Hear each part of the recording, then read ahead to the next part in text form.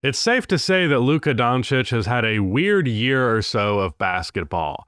As a result, I have been quick to defend him, but my willingness to do so has slowly but surely waned as this season has gone along. A lot of this has to do with the personnel on the Lakers actively exposing the biggest flaws in his game, but regardless of why, I just can't ignore those flaws anymore. While I wouldn't say I'm out on Luka, I'm certainly not as big of a believer as I used to be. Not only is his defense hilariously bad, but this year his offensive game has changed for the worse, and I'm beginning to question how good he even is on that end. He doesn't have the same offensive impact that he used to, and with that being the case, it becomes really hard to ignore all of his issues. Let's talk about Luka. Hello everybody, welcome to Rusty Bucket, subscribe and all of that. Let's just get right into it. But first, I want to talk about our sponsor, Factor. I have always needed to be fast and flexible for my schedule, and in the past that would mean sacrificing delicious, affordable food for the quickest possible option. But Factor changed that with fresh, never frozen meals delivered right to my door. And then all it takes is just 2 minutes in the microwave and my meal is ready. Not only is Factor convenient, but it also takes the guesswork out of eating smart for everyone. Eating clean and portion control have never been so easy, with meals that are 350 to 550 calories per serving. And Factor just introduced its healthiest menu yet, doubling the size to 80+ rotating weekly meals, with double the seafood and protein options, and even more Mediterranean meals than ever. So head to factor75.com or click the link below and use code ALSORUSTYFB50 to get 50% off plus free breakfast for 1 year. That's code ALSORUSTYFB50 at factor75.com to get 50% off plus free breakfast for 1 year. Thank you so much to Factor for sponsoring this video. I have had a lot of conflicting feelings about Luka, and first things first, I do want to make this clear. Because as NBA fans, people tend to just default to blaming the superstar player for everything that is wrong with the team, but Luka is not even the #1 problem with the Lakers, nowhere near it. It is the pieces around him not being built to cover up a lot of the flaws that he has. But that doesn't mean that there isn't a lot of criticism to throw his way regardless. I just want to make it clear up top that it's not the Lakers' biggest problem. But the big thing for me with him this year has been his change in shot diet, which is something that I've actually wanted to see in the past. However, it hasn't happened in the way that I would have liked. In his Dallas tenure, Luka took about 17% of his shots from 0 to 3 feet. Now, in LA, that number has been around 9% total and 7% in this season. 10% less of his shots are right at the basket. And that's very important to note because Luka is an incredibly good finisher when he does get to the basket. He's at 86% at the rim this year.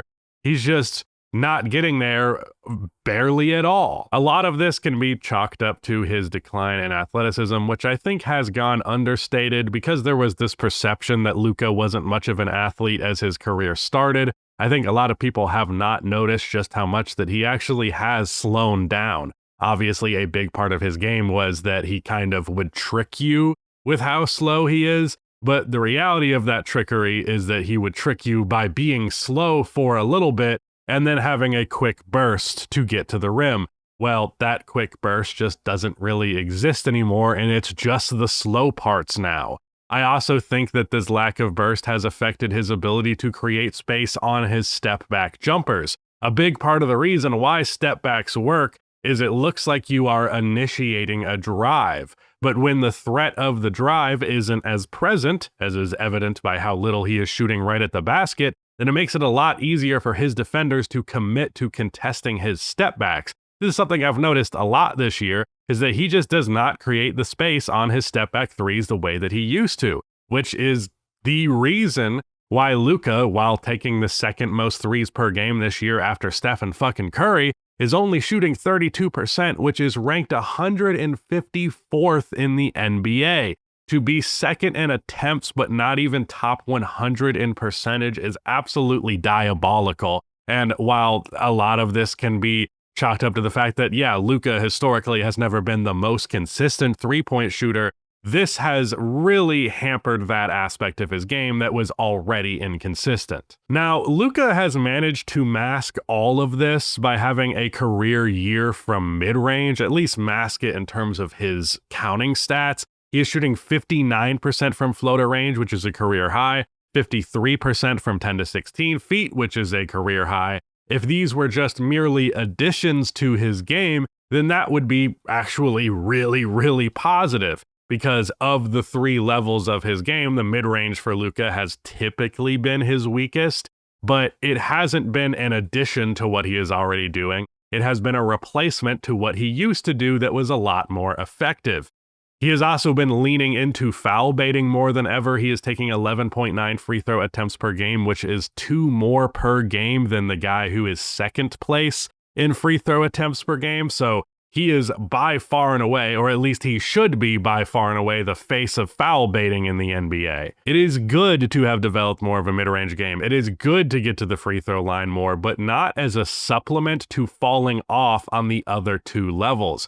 The fact of the matter is, for Luka right now, he's good at the rim, but not great because of low volume, and he's bad from three. So the only area where he is truly great is the mid-range, which is the worst level to be great at in the NBA. It's still important. It still has a lot of tangible, important, effective things for him. But if you're going to choose one of the three levels to be the most dominant at, it should not be the mid-range. Because of this, he is scoring in a range, he is scoring in a way that the defense wants him to. They don't want Luka getting to the basket, and they don't want Luka shooting 38% from three on 10 attempts per game. Those are both absolutely detrimental to any NBA defense. But even if he shoots 55% on his mid-range shots, that's not amazing offense by comparison to the other stuff. I also feel as though that his playmaking has not been as impactful, even if the numbers are still good, because he's just not breaking down the defense as much. Teams still have the tendency to double Luka a lot, but I generally feel like they don't do it as much, and as a result, he's not actually opening up opportunities nearly as much as he is just passing to a guy who is then getting a bucket. It's not the same as like bringing in two defenders and then getting a guy completely wide open. And a huge selling point to me about this era of Lakers basketball would be the playmaking between Luka, LeBron, and Austin Reeves. I thought, wow, there's never been a passing trio that is this talented in NBA history, and on aggregate, that is indeed true, but Luka's play style and the lack of supplemental playmaking around those three has actually rendered all of that playmaking talent somewhat redundant. The Lakers squad, for all of their playmaking prowess, are bottom 5 in assists per game and a bit worse than average in terms of turning the ball over. So as much as Luka can play make his ass off, it's coming from a point of ISOing first and foremost, and he is ISOing for so many of his buckets that it's just not actually that much of an advantage, not the way that it should be. This is because Luka has no off-ball game. There isn't some dynamic offense where these guys are playmaking to and off of each other. Instead, it's Luka dribbling the ball all of the time till he finds himself or a teammate a shot. And that just leads to a lot of dead possessions, to a lot of slow possessions. Or like he kicks it out to LeBron and Reeves and they get a chance to be the playmaker, but then Luka just stands there and waits for the ball.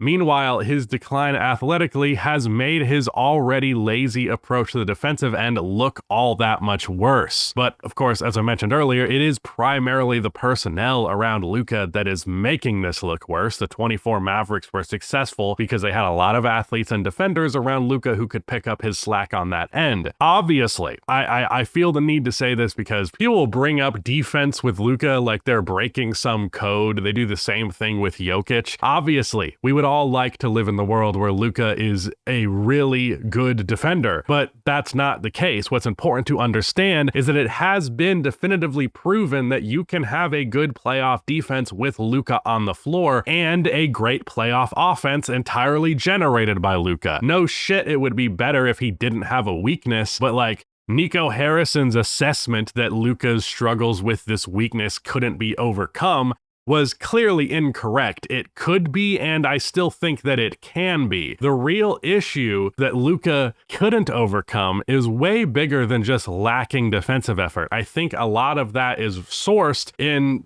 his heliocentric play style. And I've watched Luka play this year a lot, and every single time I am just growing more and more tired of his heliocentric style. Luka plays with this entirely over the top usage, and the problem with that is that he doesn't really have the stamina to maintain it in the same way that a lot of other people before him have. Like, he has a 38.2% usage percentage this year. That is the highest that he's had in his entire career, and he already holds multiple top 25 spots in the all-time usage leaderboards. 6 of his 8 seasons are top 25 in usage percentage, and he is currently peaking in that usage this year. He's 7th all-time this season. And I think half of the reason that Luka's threes have been so bad this year is half of the ones that he throws up, it's just kind of for the sake of doing it. Like, shit, I gotta get this 30 somehow, but the rim is so far away and I'm really tired, so I'm just gonna start throwing shit up there and hope that it works out. He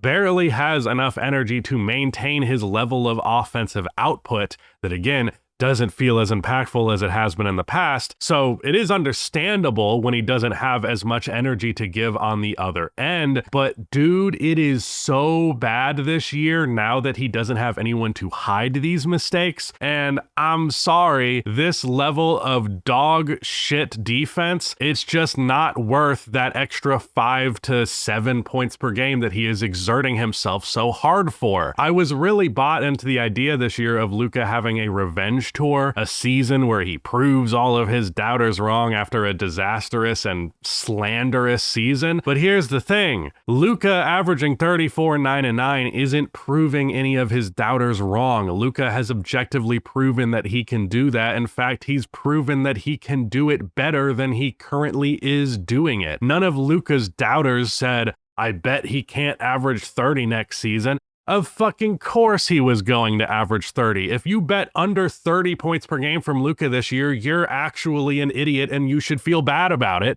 But I don't think that guy exists. I don't think anyone did that. Averaging 34, 9, and 9 isn't proving the doubters wrong. Being super efficient, and not just marginally more efficient than average, and at least being an average defender, would be proving the doubters wrong far more than these numbers are. And I feel that if reaching those goals comes at the sacrifice of some eye-popping box score stats, then it is what it is. It's absolutely worth it. Impact on the whole is more important than the box score, and as of right now, Luka's box score oversells his impact. I, for one, would much rather see him average 26, 7, and 7 while playing more defense and not constantly dominating the ball.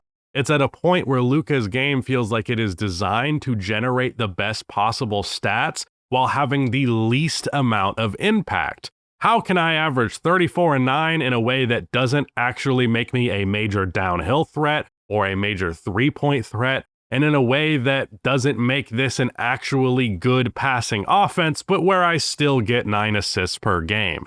I don't know. At this point, I think Luka just needs to fundamentally change his approach to the game, and it might just not be doable. It's kind of too ingrained in his entire approach, and it might just be the way that it is, and the way that he's going, even though I do think the Lakers can do a lot to make this a whole lot better than it has been, with the direction the NBA is going to be over the next 5 seasons, with the Spurs, with the Thunder, you know, when he got to the finals in 2024, the barrier of entry was not as high as it is right now.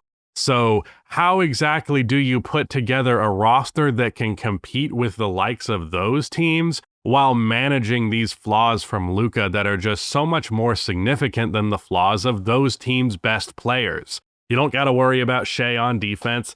You don't have to worry about him not getting to the rim. You don't have to worry about him not having a burst athletically. And then for Victor Wembanyama, obviously he fucking plays defense and offensively, even when he can be more lacking and not as capable of just doing whatever he wants that Luka is.